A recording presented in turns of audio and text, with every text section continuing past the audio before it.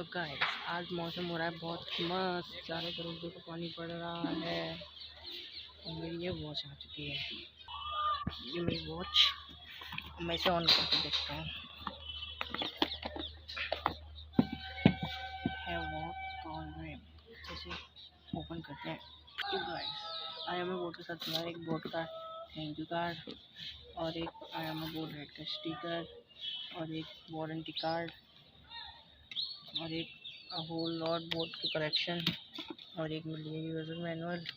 और ये हमारी प्यार एकदम चमकती सी वॉच देख सकते हैं आप।